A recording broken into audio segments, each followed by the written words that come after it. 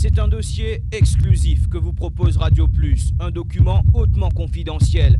Le rapport complet du FSL sur les pièces à conviction dans l'enquête sur l'assassinat de Michaela Hart. Le FSL, qui dépend directement du bureau du Premier ministre, a tenté de prouver que 4 suspects étaient bien présents dans la chambre 1025 ce jour-là. Avinash Tribhuwan,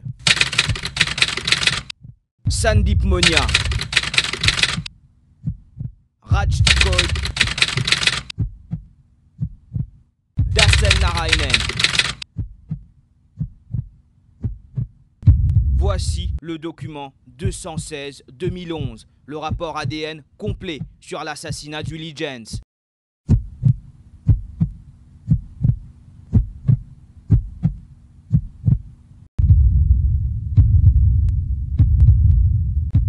C'est une exclusivité Radio Plus.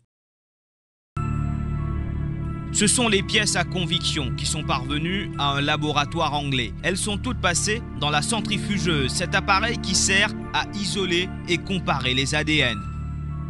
Il y a entre autres des prélèvements du sol et des poignées de porte, le bikini de pièces de la victime, un sac en plastique utilisé pour protéger les cellules déposées sur le visage de la jeune Michaela, un échantillon de l'eau de la baignoire, une clé magnétique, aussi et surtout des prélèvements sous les ongles de la victime.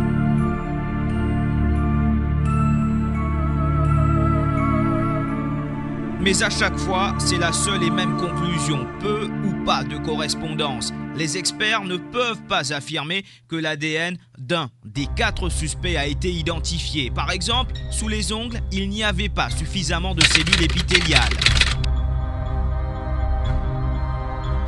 Les Scene of Crime Officers avaient placé un sac sur la tête de Michaela Hart pour optimiser la préservation des cellules.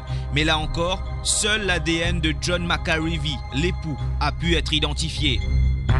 Idem pour le robinet de la douche.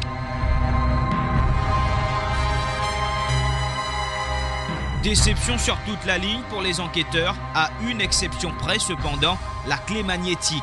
C'est la seule fois où l'ADN d'un suspect correspond parfaitement à l'échantillon sur le coton-tige.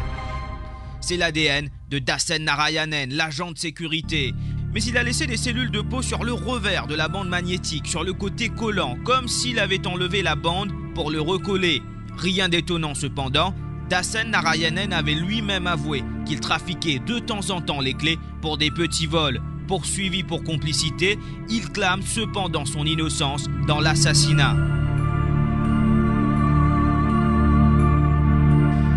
Même si l'experte Susan Woodruff dit dans ce rapport que l'absence d'ADN n'innocente personne, c'est un pilier de la poursuite qui s'écroule. Les policiers ont toujours affirmé qu'ils tenaient leur coupable grâce aux preuves scientifiques. À la lumière de ce rapport du moins, ce n'est pas le cas.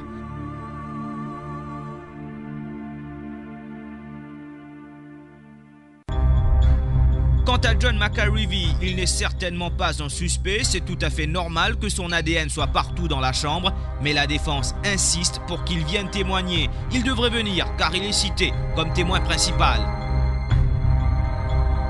D'ici là, qui sait ce que nous réserve cette enquête préliminaire? On croyait l'enquête résolue, mais la poursuite devra trouver d'autres arguments pour prouver que ces accusés sont bien derrière l'assassinat le plus médiatisé de cette décennie.